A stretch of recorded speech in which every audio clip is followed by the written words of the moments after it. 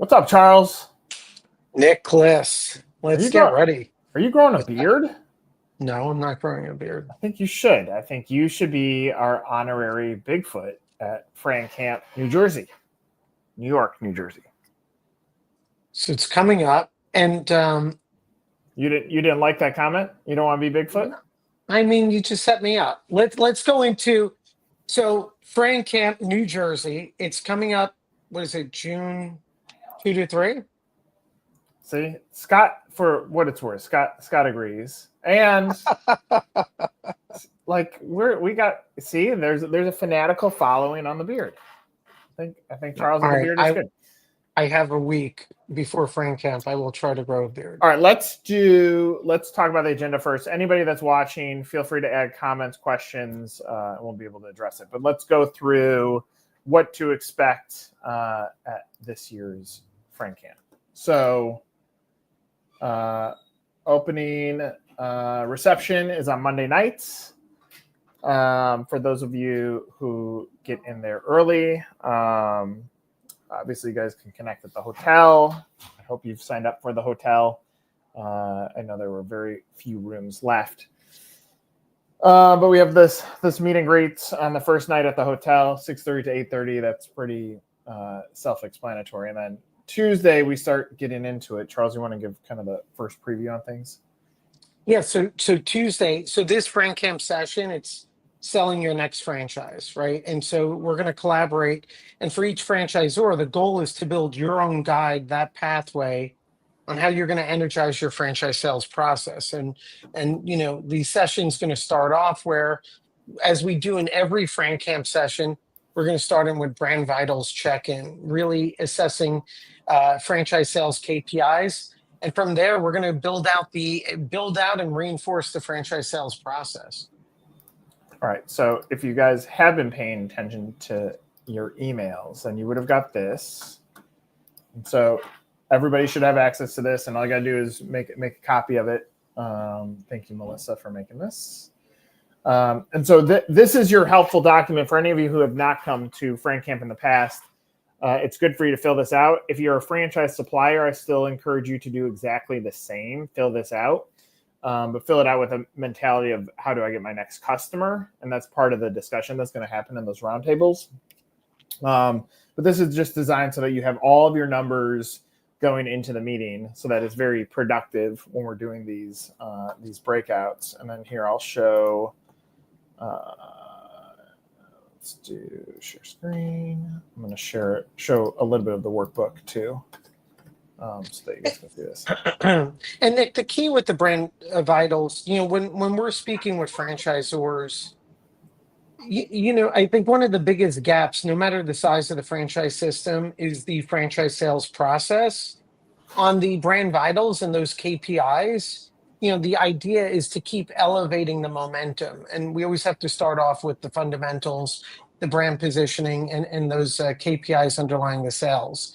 So as we go throughout the session, we do have a structured workbook. It's designed for collaboration, but also some hard work, right? It is a boot camp. And the goal is, at the end of FranCamp, is to have a game plan and keep elevating what we're doing on the franchise sales process.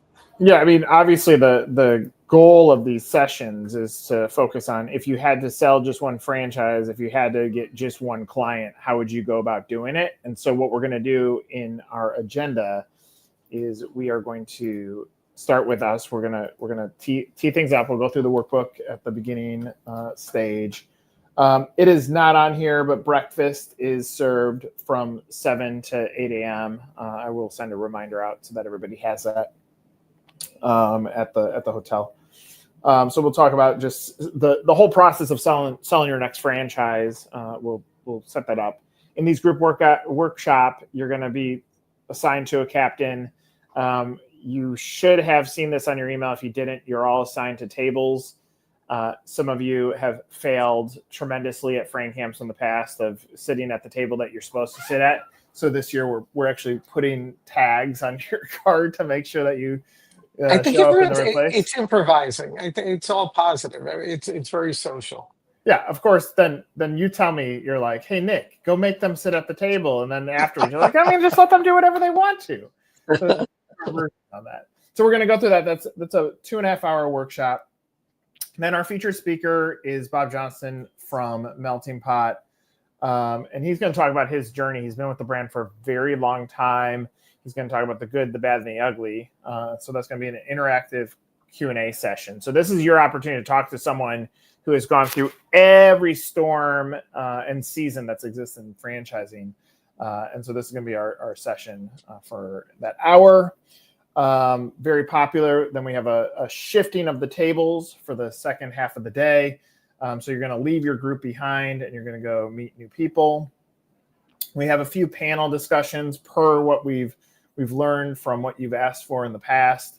So we're going to do this one on what would I've done differently to grow my business. And so we're going to talk about how these guys go through the storms, the positives and the negatives of franchise sales. So our dog Dave and Sean are going to talk on that. We have a quick break, just built those in there so that you guys have time to go check your email and such. Then we have another one. I've asked Sean to actually sit on both of them because I think it's relevant. And we're going to setting up your tech stack. How do you actually set up the right systems in place? So Sean, Marina, and Scott are going to do that one. We have a break from 3:15 to 3:30. And then the franchisor burning question. We've asked a few brands to present their why you, why now, and we're going to pick whoever does it the best. And so the idea here is like a live firing squad back at those brands, challenge them because they're going to be talking about how will they sell their next franchise. And us in the crowd, we're going to act as the franchise buyer to try to push them through some breakthrough moments, which obviously in turn of us asking them questions will help guide them as well. And Nick, the point is to accelerate the process, right? So embedded in all these discussions behind the scenes, we're going to be talking about franchise sales goals, budgets, personas, franchisee personas, even franchise sales development websites, everything through PR, content generation. And the idea is a complete collaboration. We're going to have brands presenting, and the idea is just to accelerate the thought process and accelerate action items for when everyone leaves. We have a little bit of a break, but anybody can go over to Charles's office then. And to that point, we're right in the middle of the town, right by the hotel. We have a brand new bocce court set up. So will it be cocktails, bocce, and it'll be a mini event before the restaurant. Dan said he's just here so he doesn't get fined. But Dan, I don't know if you can see from the picture, but those are brick stairs walking up. So be careful when you walk so you don't bump your head on there and knock yourself out again because you're prone to doing so. So just be real careful, Dan. Wednesday breakfast, we're doing another speed networking group so that everybody can get to know more of each other, build a relationship. See, Ty likes my humor. Look at that. I got smiles for that one. That's laughing at Dan, not with Dan. Oh, watch your back of that. See, I like these comments. Actually, watch this. I think I'm going to test this out. I just made it so that comments go live. And Drew's saying that he only signed up because of the bocce. So, we're making progress. And here's the beauty of it. It doesn't seem like here you go. More from Doug. The reality is nobody even wants to learn anything. We just all want to just hang out and drink and have fun, it seems like. But, we're going to try to give you some pathways to excellence as well. Let me go back to the workbook and we can just see if there's areas, Charles, that you want to call out in here. Yeah, I mean, right. Actually, this is a good question. I don't. As I'm pulling this up, Charles, do you know anything about that?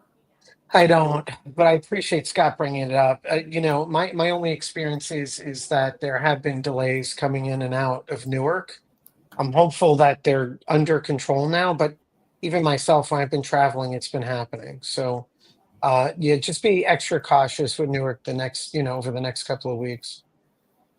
Be extra cautious over the next couple of weeks. When you're flying to come to I don't mean it that way. I mean checking. I mean checking the times. I mean there have been delays. So Nick, when we're having conversations, Q1, Q2, some brands had a great Q1, but feel like it slowed up in Q2. I like very substantial brands where they're looking for pathways for growth. No, Brian, that's horrible.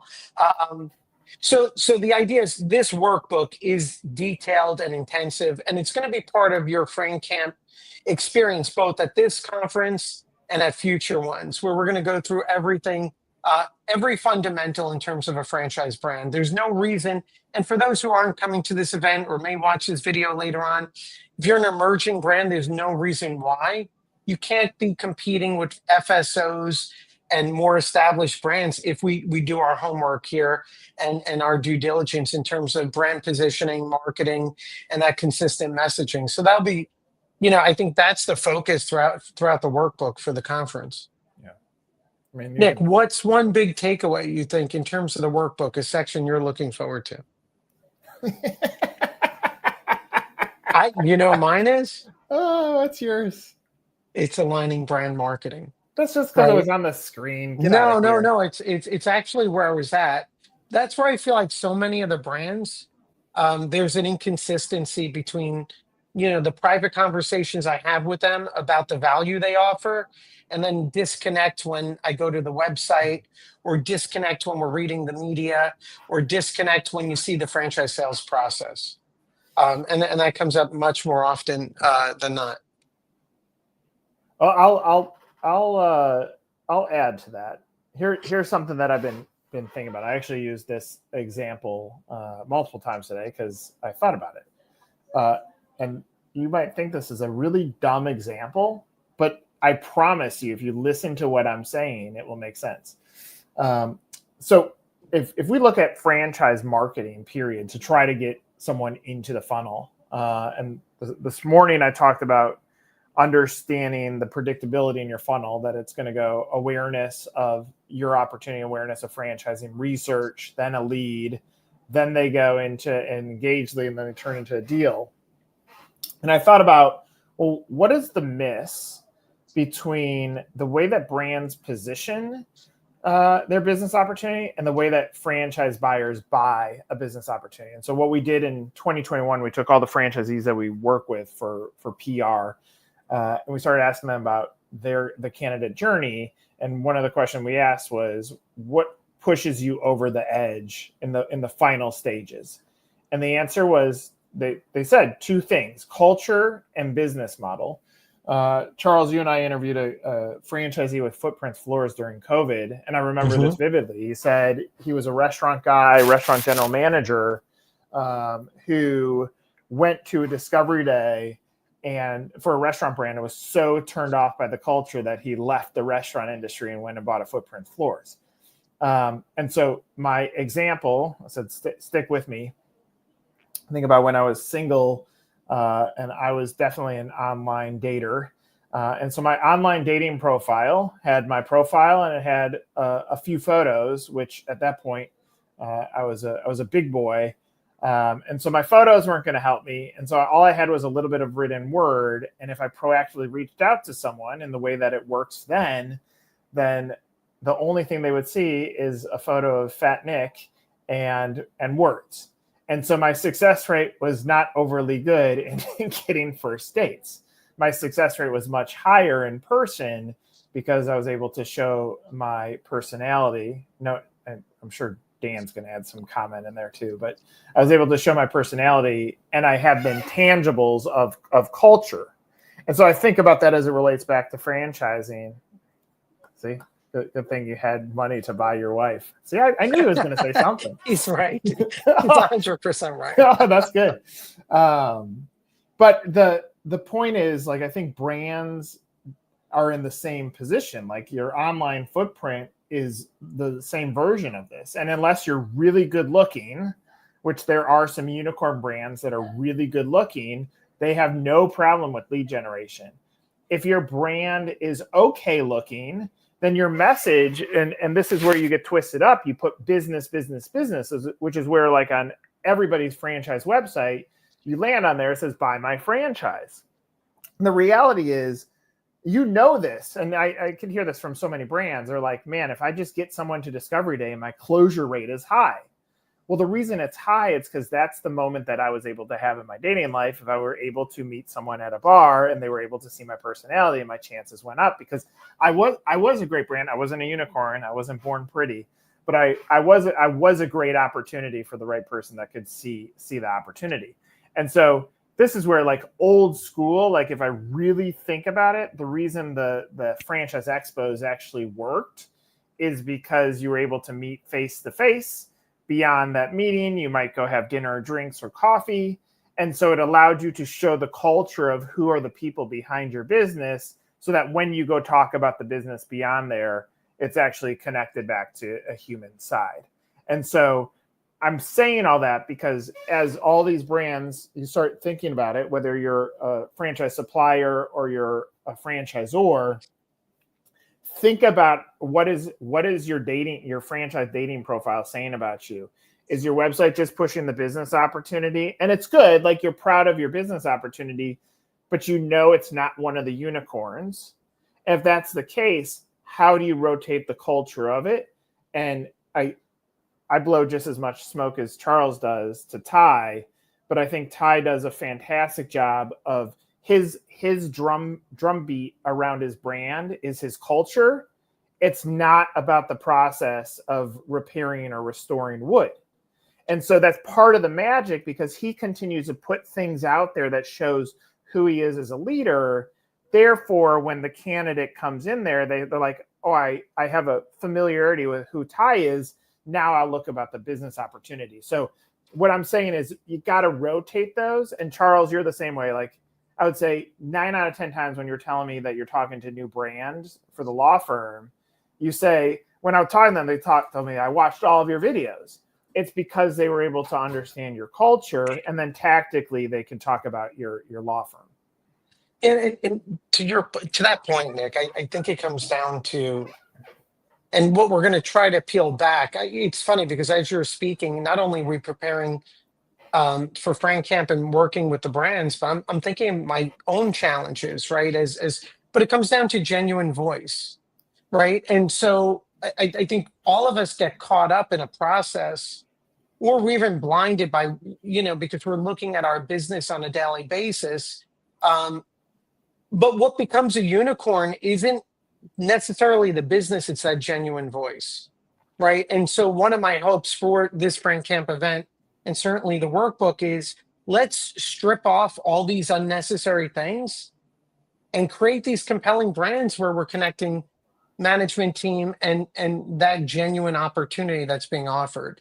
I think I think everyone wants to peel that back. I'm also, not so much for this event, but I find it very interesting with all the changes in search and SEO and AI search. I think there's becoming a paradigm shift in how franchise buyers enter the marketplace. It used to be I could, look at an aggregator site to find the top whatever franchises. Whereas now, if you put in burger franchise, sure, you're going to get to 1851, but you're also going to see an AI result listing these franchises, right? And PR now, I think, is going to have an interesting way of influencing AI and all these other things. So I think it's an opportunity to be genuine. I think, give Dan credit. Dan's LinkedIn posts, I'm loving them, right? For Garage Floor Company. And the only thing I would say to Dan is, I'm loving the Garage Floor Company. Now, if we could have those posts focus on the garage floor opportunity, because it's what Dan is posting on LinkedIn is just a reflection of who he is and what his team's about, right? And that's where I think the real connection is. Yeah. See, he like that. You blew some smoke at Dan. No, I don't. And by the way, I'm genuine. Like, if someone's on the team, I'm ready to go to battle with them. Bye, Dan. And by the way, Brian Linster and Dan owe you one, Nick. So you don't know when that's coming, but wait, why does Dan owe me something? I don't know. I feel like you've Jeff owes me something because I threw his hat on the ice, but Dan owes me nothing. All right, so then and Jeff, Brian F and Brian. I are free and clear. We've come to an agreement. That's fake news. No, So what other items should we be going over for FranCamp? Anyway, if obviously, if any of you are watching, you have a question about the logistics, ask the logistic question now, so we can address it. But I think it's pretty self-explanatory. For any of you that are watching, know that if you have not signed up for Chicago, get your registration in soon.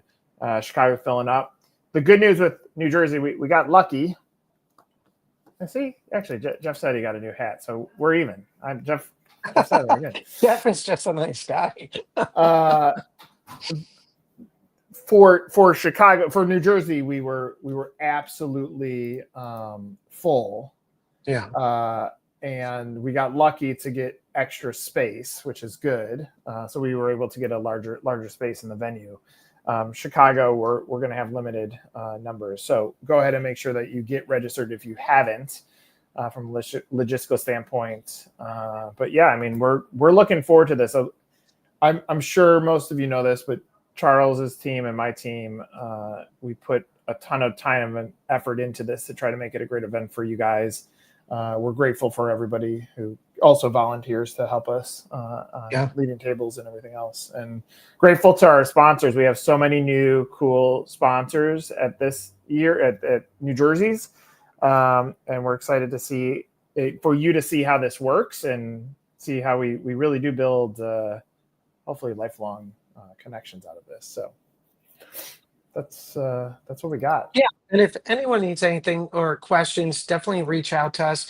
When you come, it's a really nice hotel, Red Bank, New Jersey. It's a great town, ton of restaurants and events, and certainly our team is right there if anyone needs anything. And I'm looking forward. Look, if reflecting on prior FranCamps, the first day is a long day, but it's going to be great afterwards. The networking and events after that, and I think we just create a ton of momentum. Well, and Charles, you said you are more than welcome to let anybody stay at your house. So do you want to give your address now? I'll send that out in a secret code. Secret code, booking at Charles's Bed and Breakfast. All right. Well, we will see you guys in a week. Get your brand vitals ready. That's all we're asking you. Keep it simple. Don't put a ton of time into it, but come ready for a great discussion, and we'll see you in about a week and a half. Looking forward to it, guys. See ya later.